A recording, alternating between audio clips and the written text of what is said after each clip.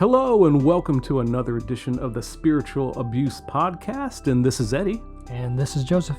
And today we are going to be hearing from Joseph. We're going to hear Joseph's story, and I think it's going to be amazing. And before we kind of turn it over to Joseph here, in full disclosure, Joseph is my son-in-law. He's been married to my daughter Hannah for, 3 years now? Over 3 years. Yeah. Over 3 years.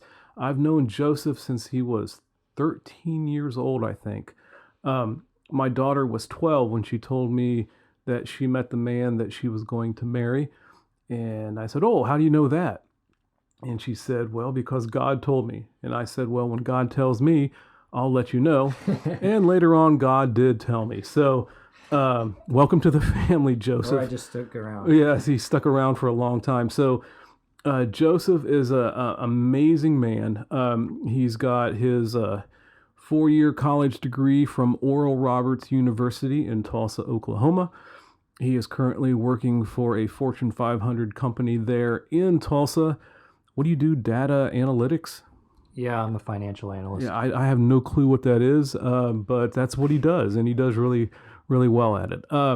If you get bored during this podcast and you want to Google about Joseph, just go to YouTube and look up Mother Goose Club. And if you get some of the original Mother Goose Clubs that were put out, 6-7 years ago, if you do Jack Be Nimble Rockin' Robot, that will be my son-in-law, Joseph. He is worldwide famous. Unfortunately, he was paid a stipend for doing that and was not on any kind of retainer with payments that came over a lifetime. No royalties whatsoever. But Joseph, my son loves it. Yes, my grandson August loves the Mother Goose Club, and it's a good time. So we're going to hear Joseph's story, and it is a unique perspective. It's different than mine, and that's what makes spiritual abuse. It's not a one size fits all. And Joseph, go ahead. What's your story? Yeah, here, let me scoot in. Okay. Okay. So, kind of like Eddie, I'm not going to give my life story from the moment I was born, but I grew up in a Christian home. I was homeschooled. I went to a Christian tutorial. Like everything in my life was Christian. But I really didn't decide to make my faith my own until I was about 13. And it actually was at this church where I did experience spiritual abuse. Now, right off the bat, I want to clarify, most spiritual abuse experiences is very mixed. There's a lot of good that you've experienced, and there's a lot of bad. And there may be a lot of you kind of sorting through that right now and kind of struggling to say anything or speak out because of the good that you've experienced in that context. All I can say to that is, what Jesus says, a little leaven leavens the whole lump. And, bad things really can affect people. And when you speak out against spiritual abuse, it's not with the intent to take down the good with the bad.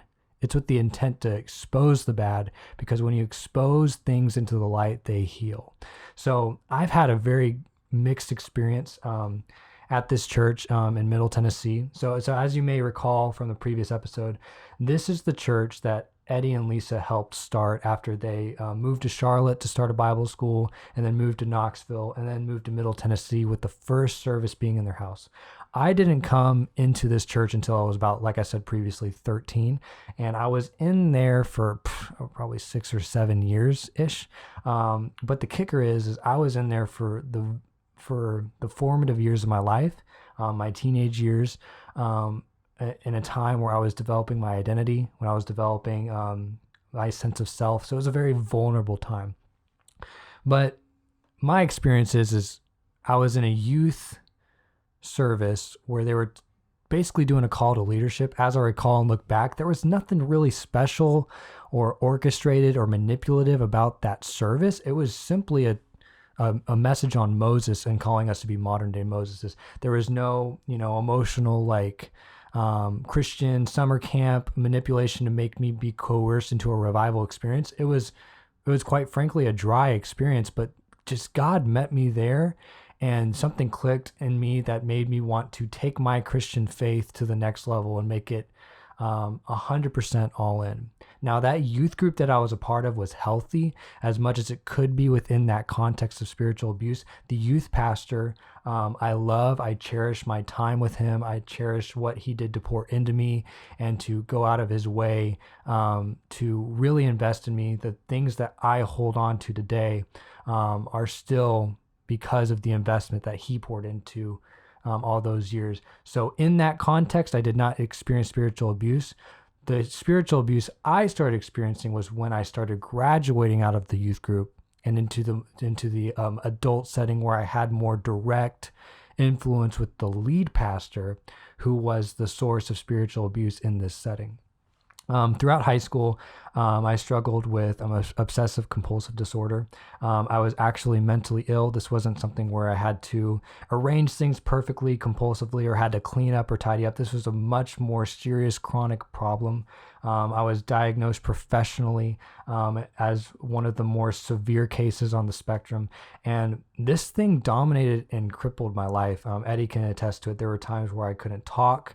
I was at times a shell of a human being. It actually really weighed on my relationship with my now wife, and really was a trying time because I couldn't be present. I couldn't be emotionally invested in things. It was the most it was the things that terrified me the most, intrusive thoughts put in my head, and it just crippled me because it just put me in a terror, and it just was a state of paralysis and suffocation mentally. It was one thing I like to say is like, it was like cinder blocks chained around my neck, and then I was tossed into the bottom of the ocean hundreds of feet down, just trying to breathe. That was my life. I was chronically mentally ill. And in this context of this church, that church was not therapeutic for that issue. Like I said, the youth group was the best that it could be, but it wasn't perfect because it was in a spiritually abusive context. One of the core principles of this church is what's called choosing joy. Now, I'm sure you people have heard about that phrase in some form or another. It's all over places like Hobby Lobby. It's all over greeting cards. It's a fairly common saying right now. But what this church used this as was far more out of balance than probably many people have experienced.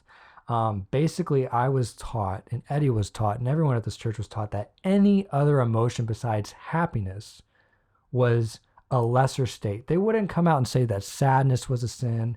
They wouldn't even say that anger was a sin. They would even talk about righteous anger. But they almost organized emotions in a hierarchical sense to where the epitome of life, spiritual enlightenment, the height of experiences, if you can stay in joy forever, unabated, unaffected, no matter what happened in your life. Me being mentally ill, chronically anxious, struggling with intrusive thoughts, choosing joy actually made me worse because it taught me to hide what I was going through mentally and put on this facade and face whenever I walk through those doors. And it hyper discouraged me from reaching out to get help from my spiritual leaders. Even though my youth pastor was an amazing man, and I still respect him to this day, the context that he was placed in did not equip him well to counsel me, because I felt shame for what I could not control. I felt shame for being ill, and I felt like it was my problem and something that I was doing wrong to keep me there.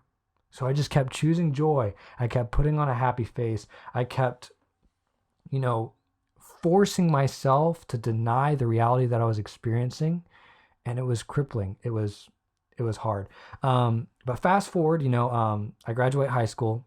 I've learned to manage my mental health a little bit better, and I've gotten to a state of manageability to where I'm more healthy but not healthy.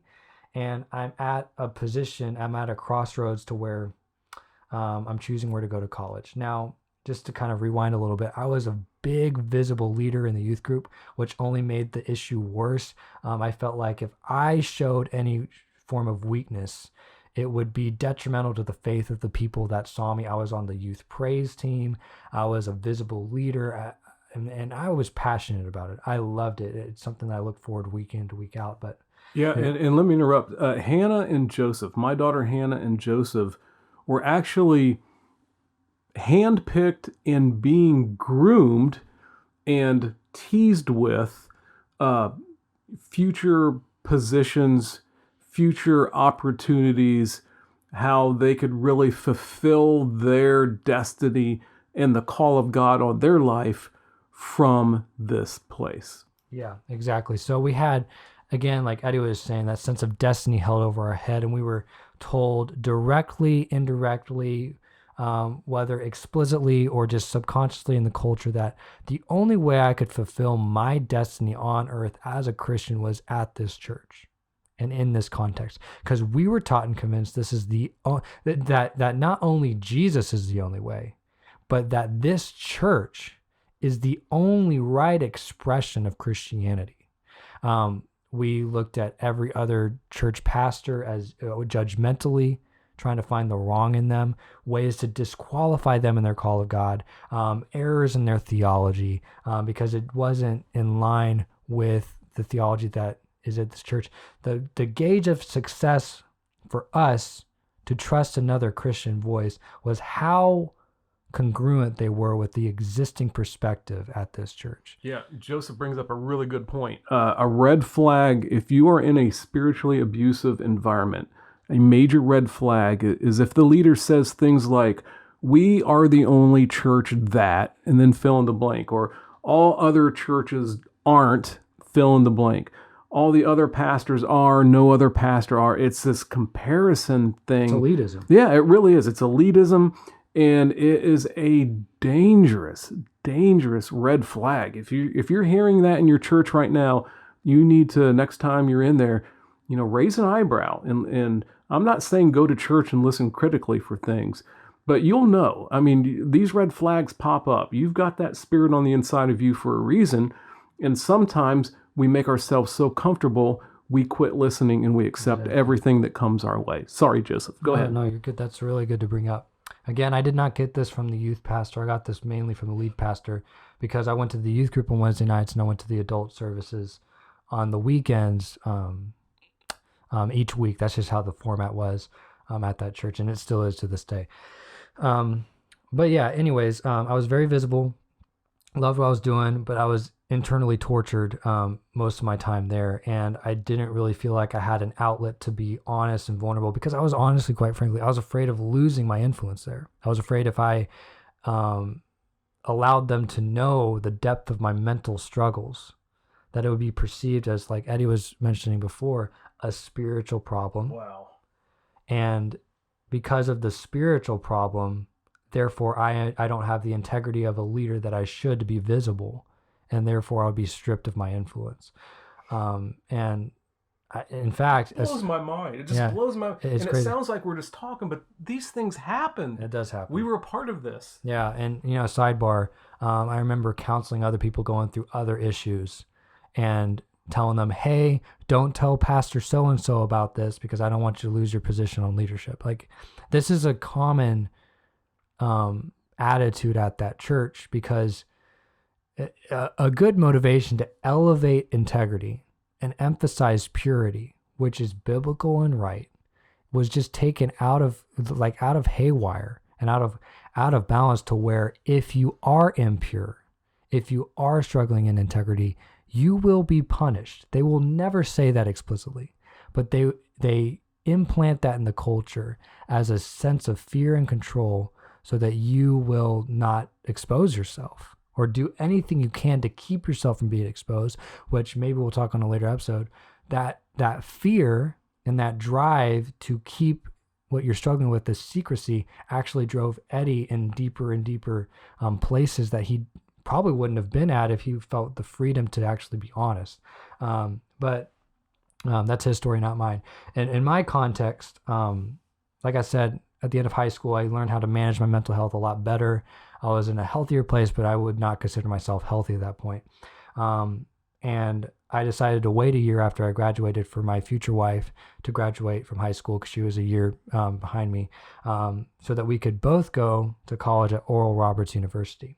Now, the only reason why we even considered Oral Roberts University as a possibility My dad brought it up as an option for college, but the only reason the first thing we did is we looked up the college and we tried to find a reason to not go. We tried to find a scandal to disprove its validity, and we did find that, and we sorted through that. But the only reason why we even considered that after that, which by the way, the college is great and awesome right now.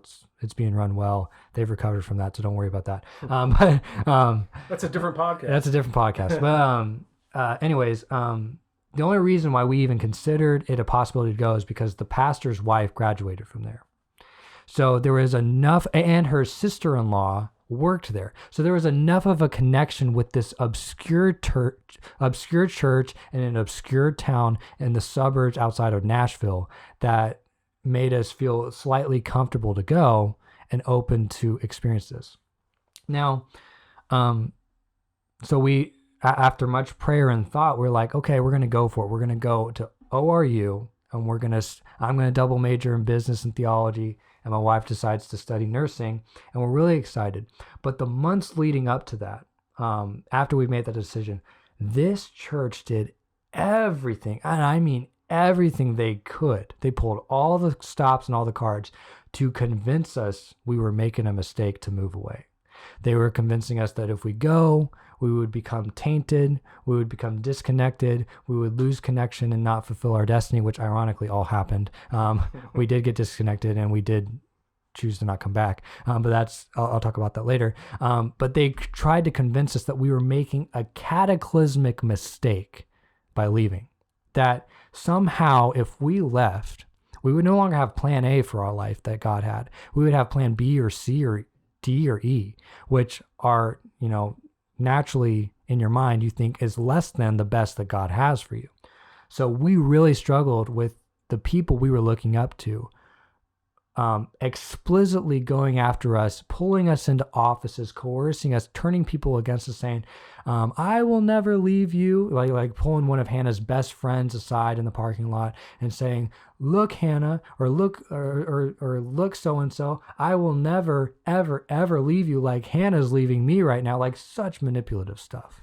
Let the record show that Eddie and Lisa Wilson were not in the group that was trying to prevent Hannah and Joseph from going to ORU. We knew on the inside that this was part of what they were supposed to do. Yes, they were really supportive in this decision, and that was really helpful.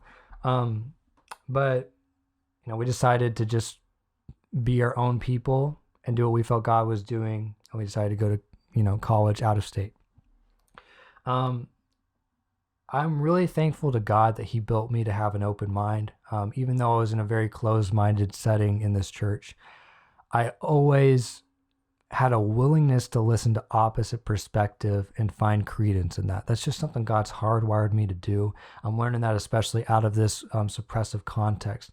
And I went to ORU with an open heart and open mind, but it wasn't open. It was cautious skepticism at everything I heard, because I was fully convinced that the church that I came from was the way, had the answers and the right perspective. And I was so conceited that I wanted to change the church that I was going to in Oklahoma to be more like this church. I wanted to change like this is awful, but I had every student that I encountered there at college, I wanted to impart my higher wisdom to, so that they could make their church like themselves. We were involved in the International Center, where this college had almost 100 countries represented, and while most of our motives were pure on us wanting to meet people from around the world because we love missions, we love meeting other cultures. Really, to be honest, another big motivation was we wanted to impart what we learned at this church in that ethnocentric, superior elitism idea of saying, hey, you're going back to Africa, bring back this not only American perspective, but this American Mount Juliet perspective that is the only way of doing church. It was very conceited. To all my friends who maybe listen to this, I'm so sorry. You know that, you know that I've grown past that. You know that I'm not that way anymore, and I'm so sorry for having that attitude. We're talking to you, Julian. Yeah, we're talking to you. But ORU was such a turning point for me. It exposed me to different theological ideas, not heretical ideas. Just ORU's theology department has such a delicate balance of not telling you what the scripture says in a predefined, systematic way, but in a safe way, providing you independence to explore the scriptures for yourself and to explore theology for yourself in a safe, spirit-filled environment. And for those of you who don't know what spirit-filled means, that's a context in which we allow the gifts of the Holy Spirit to flow freely and express that freely. And it was just a very healthy, free environment for me to, I don't know, hash out ideas and kind of independently think through what I was taught. But I was holding on really hard to this church. I still listened in to week out. I still took it as truth. I even made a vow to myself that I will not question anything from this church until I'm a doctorate in theology. So how did it make you feel when you heard the pastor of the church that used to be my boss and was your senior pastor, spiritual advisor, when he said that professors at Christian universities were failed ministers? How did that make you feel? Well, to be honest, I just disagreed with him. Okay. I didn't really take much weight with that, because I was in a point at that point when he told me that, to where I was kind of like starting to think a little bit more independently. And I was starting to explore different things. But in the same way, one thing he did do while I was there, that is a common tactic that he does, is he will send you a message series. He'll write you a note and he'll say, hey, I was just thinking about you. I really think this will bless you. This was the semester when I started learning Koine Greek, which if you don't know, it's a type of ancient Greek that the New Testament was originally written in. It's not modern Greek. It's a type of ancient Greek that specifically converted, or that Jews in this context wrote the Bible in. It's not the most academic form of Greek. It's just like a common street kind of form of Greek. And street Greek. And I was learning it. This was my first semester, and I came home on break, and I was telling my pastor that I was in Greek class, and I was just so excited to share that with him, because he is so passionate about sharing from the Greek, from the pulpit. And I just thought that we could bond over that and maybe even talk about some of that stuff that I was learning. But he sent me a series shortly after that saying, hey, this will bless you. And the whole series was about how people who previously left came back to this church because they learned that after they left, their life got worse and they needed to come back and be planted. But here's the kicker. It wasn't just that. In one of the sermons of this 4-part series, he makes fun of theology students sitting in Greek class, thinking they know more than anybody else. They think they're too good for ministry, and they expect when they come back to have a 6-figure salary and a nice car. I was listening to that while I was working over Christmas break or something like that. I had to pause it. I had to run into the bathroom at work, and I just started crying because it was a personal attack on what I was passionate about that I thought that we could bond over. But he used his public platform to just demean me, to ridicule me, and to undermine me in my pursuits to know the Lord deeper. And that really crushed me. And that right there, that is spiritual abuse wrapped up in a tangible story. When the senior pastor is sending Joseph a message saying, what you're doing is worthless and I know more than your professors.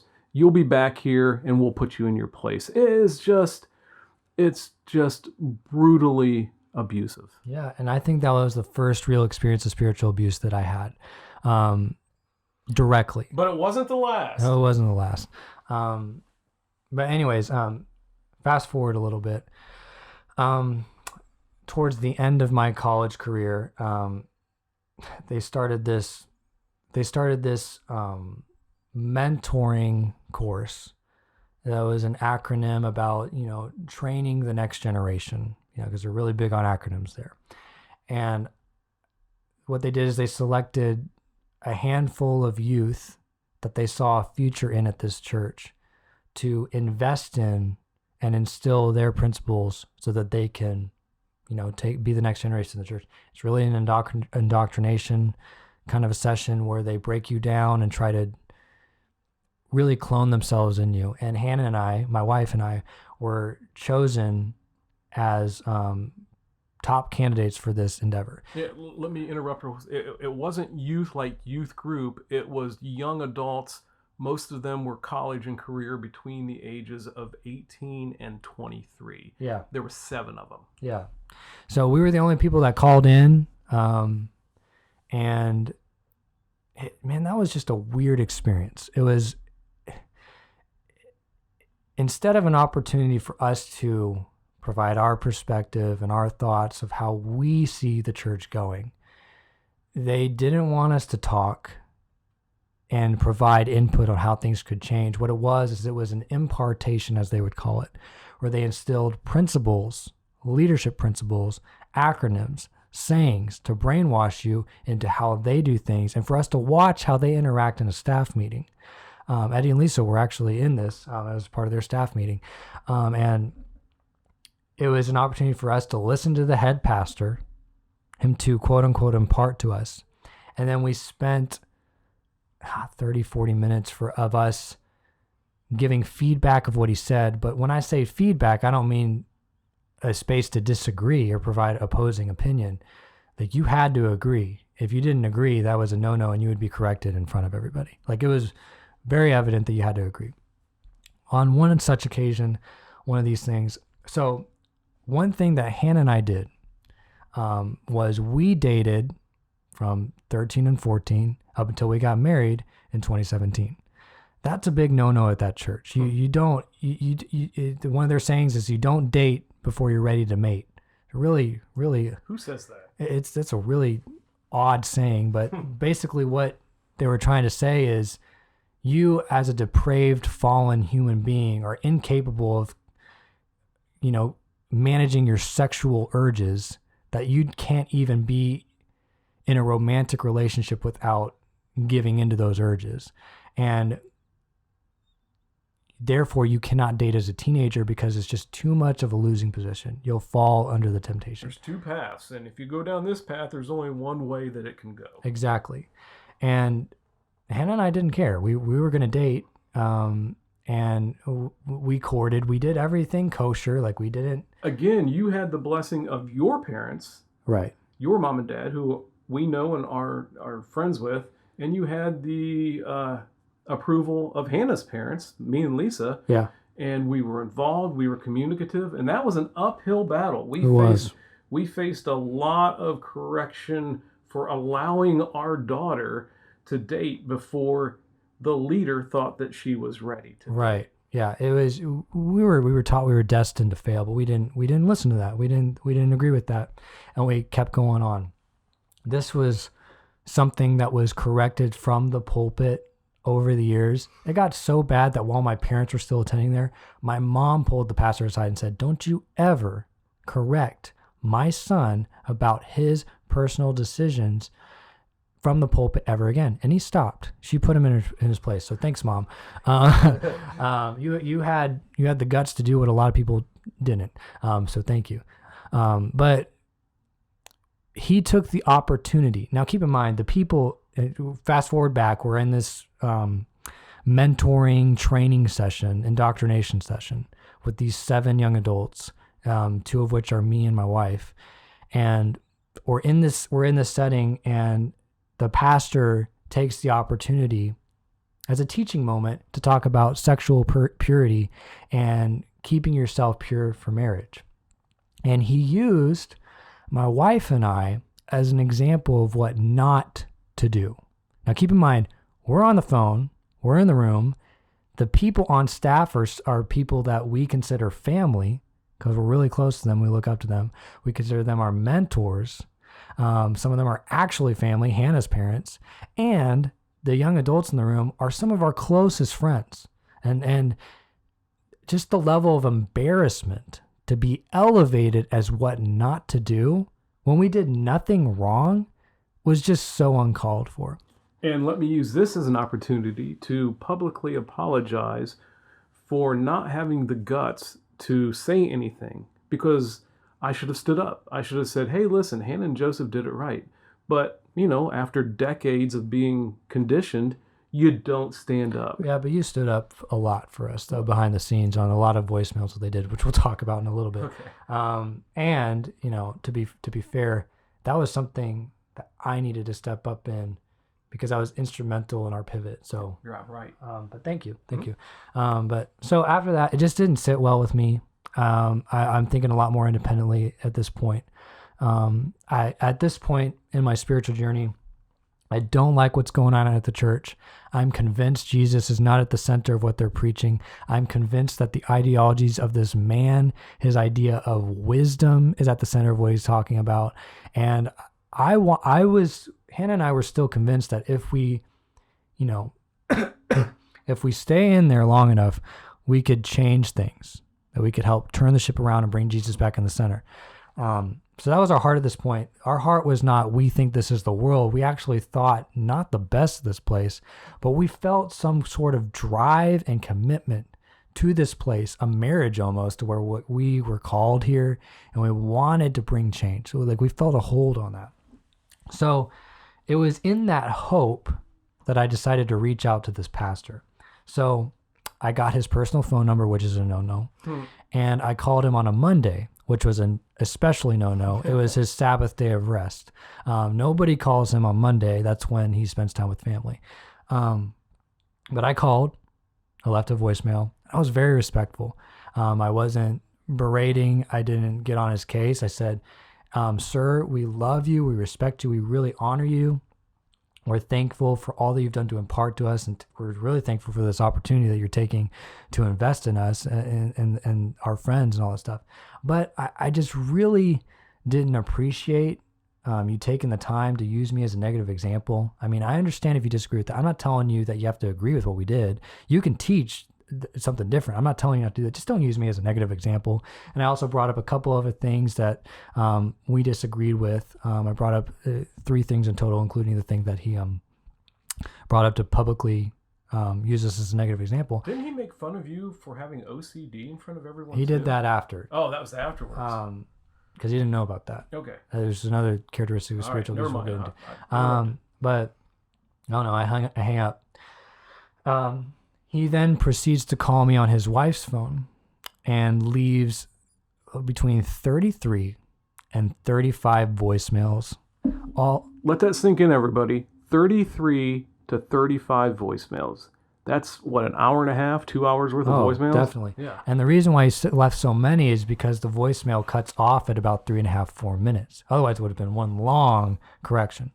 But in this 2-hour span, he goes on to accuse us of being spiritually prideful. He accuses us of seeing into things. He really took the opportunity to break me down on an emotional level, to question myself. And when you listen to the voicemail, it's very calculated. Like, it does not sound like he doesn't raise his voice. He doesn't have a temper in the overt sense, but he has a temper in the subdued, boiling anger of just, speaking up for myself. Like, he didn't yell at me. He threw in a couple of jokes to kind of lighten the mood, but the whole thing was, you could just feel the anger in there. He threw things in my face like, now this is a test, Joseph, of how well you can acclimate to the culture here. Because if you see any future in this church, you need to pass this test well. And the Lord is putting this test before you on how you handle this correction I'm giving you right now, on how you can move forward in your destiny. He said that. He also said things like, hey, he left a good 10 voicemails about how I should never call him on a Monday. I should never call him I should never call and leave a voicemail unless it's encouraging. Otherwise, it needs to go through his associate pastor, his department head, so that they can filter it through. And it was just a really weird thing. So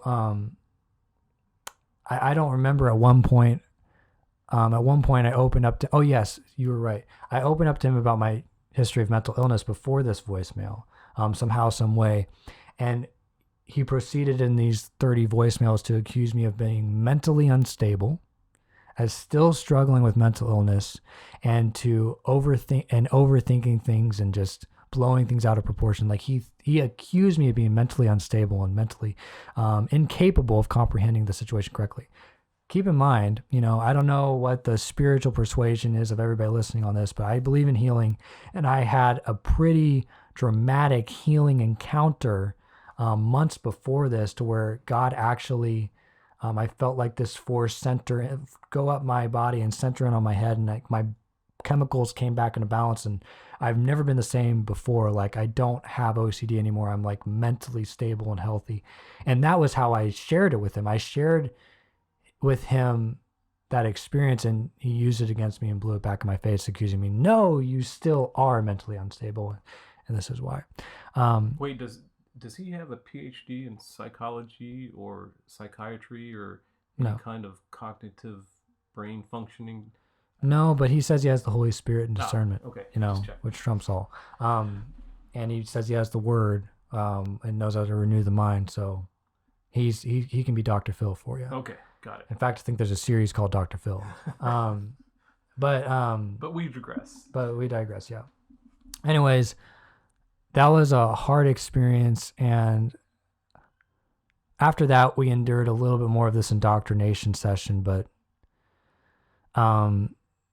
after being used as that negative example and witnessing that level of correction, we reached out to some independent sources at the church that we were going to in Oklahoma. Said, hey, is this normal? Is this something that maybe just the older generation is experiencing in their leadership style? Because I know the Word of Faith and the previous generation, they were stronger leaders and they had a different way of doing things. And I just want to make sure I have an accurate perspective. And I'll never forget what this pastor told us. And it was just so enlightening. He goes, this isn't normal. It sounds like this pastor sees you two as racehorses, but it sounds like he wants to break your legs, reset your legs to heal, so he can teach you how to run again.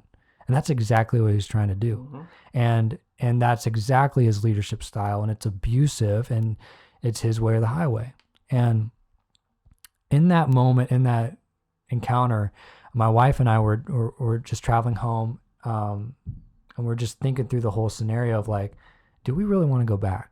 Now, keep in mind, this is February of 2019. We were getting ready to move back in May. So this was pretty close of us graduating from ORU and moving back and dedicating our lives to this on volunteer staff.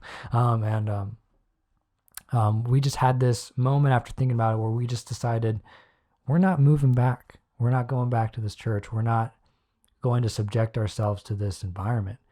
And again, I don't know your spiritual persuasion, what you believe in the spirit world or anything like that, but we felt this thing, this presence just like come off of us when we left. It was almost like the scales on our eyes were shed. Our eyes were open. It's almost like we could see clearly. And it was almost like this cape of a dark presence was lifted from our shoulders. It was terrifying, but it was liberating. And I've never looked at the world quite the same again. And if you are of the spiritual persuasion, one thing that I want to emphasize in spiritual abuse is the spiritual side of it. You have no idea, without getting into specifics, a lot of us have no idea the ramifications in the spirit realm there are of submitting yourself to a toxic leader.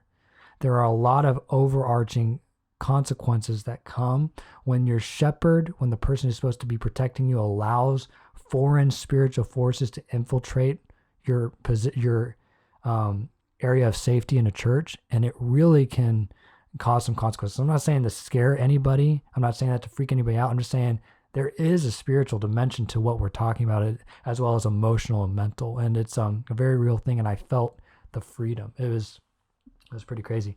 But after that, we decided to stay in Tulsa, Oklahoma. We decided to pursue our own careers, and we kind of went through this period of healing from what we went through, understanding what we were subjected to, because I know that's just a handful of experiences that we experience, but that's one aspect of what we experience. The other aspect is the culture at that church, which I don't want to talk too long on that because I know this podcast is getting a little long.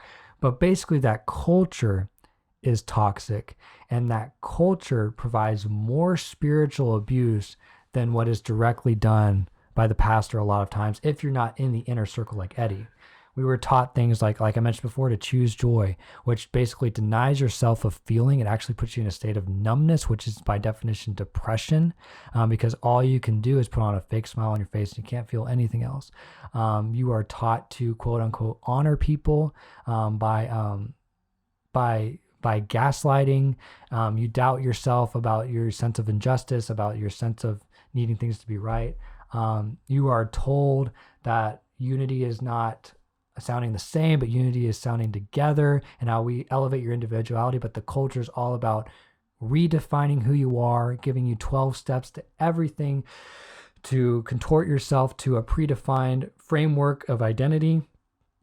And your level of success and promotion within this organization is based on how well you can duplicate the pastor. So that is the actual opposite. There's a whole slew of things that's just suppressive, that denies any personal experience with God, that denies any personal expression of God, that denies any personal walk with God, of speaking what you feel God has put on your heart. There's that sense of individuality in that culture is completely stripped.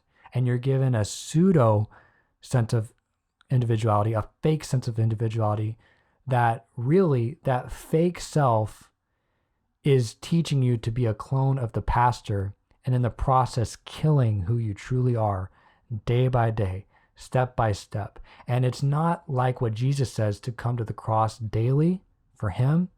On the contrary, it's idolizing a person and killing your sense of individuality to serve them as your idol. And it is a very dangerous place to be. And it has lasting spiritual, psychological, and even physical ramifications along the way. And that is what we've been unpacking. We've been unpacking, what does the Bible truly say? Is this the culture I was brought up in? Or is this really what the Bible says? Where is my sense of individuality?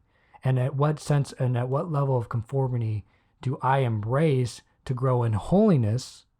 But how do I maintain a sense of individuality to where I'm not sinning, but I'm the best version of myself? And that's what we've been unraveling, because we were given a script of how life should be.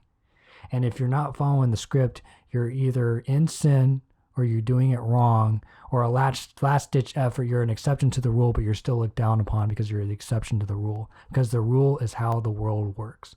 Or you're in rebellion. Or you're in rebellion. And you got some other deep problems with that. But so let me add to what Joseph said. I know we're getting close to time here, but it's a podcast. We could go for 2 hours, but people can't listen that long. Sure. I got to be a witness to all of this with Joseph and Hannah. And, this ministry was big on honor and integrity and thankfulness. Oh, yeah. So in spite of all of the things and all of those corrective messages that Hannah and Joseph got, which was just ridiculous and demoralizing, they still, out of honor, attended a staff advance, because you can't use the word retreat because that's going backwards. And for those of you that have been in the Christian organizations, that makes sense. It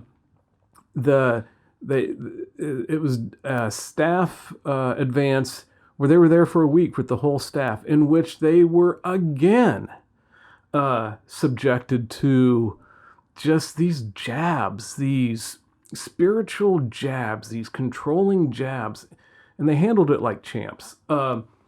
But the thing that broke it for me, and this was right before I was let go from church. This was in November, and I was let go in the end of December. So it was coming to a head anyway. But Hannah and Joseph got corrective messages, and I got corrective messages, because their thank you wasn't good enough. Our thank you note wasn't long enough. Their thank you note wasn't good enough or long enough. And I'm getting messages saying now, listen, Hannah and Joseph don't get it. They need to understand that thankfulness and gratefulness is important here. And now I'm feeling in trouble for them not doing it, and I'm trying to get them. And it's just this cycle of it's never good enough. Well, It's and he also said, I'm not doing this for me. I'm just teaching them how to honor because that helps them in the long run. And which is completely wrong. And he did the comparison thing by saying, well, your friend who also on the staff advance, he sent me a 2-sided thank you note. He only sent me one. And it's like that comparison. And it's like, I've never had my thank you note in my life rejected before because it isn't good enough. That was so telling. That right there is spiritual abuse. Thank you for listening to the Spiritual Abuse Podcast. I hope this makes you think. Maybe you see some parallels in your own life. We just want to provide a safe space to validate your experience that you are not crazy. You are really going through an abusive situation, and we encourage you to get outside help and to approach healing in this and to seek prayerfully what your next steps are, whether that's sharing your story, addressing it with church leadership, or what to move forward. But yeah, if you have any questions, just let us know. We'll be glad to help any way we can. Yeah. So enjoy your day. Hope it makes you think, and don't forget to leave us a review. We read those, we take them seriously, and we just want to hear from you and hear how this is either helping you or your story or whatever you want to share. So have a blessed day.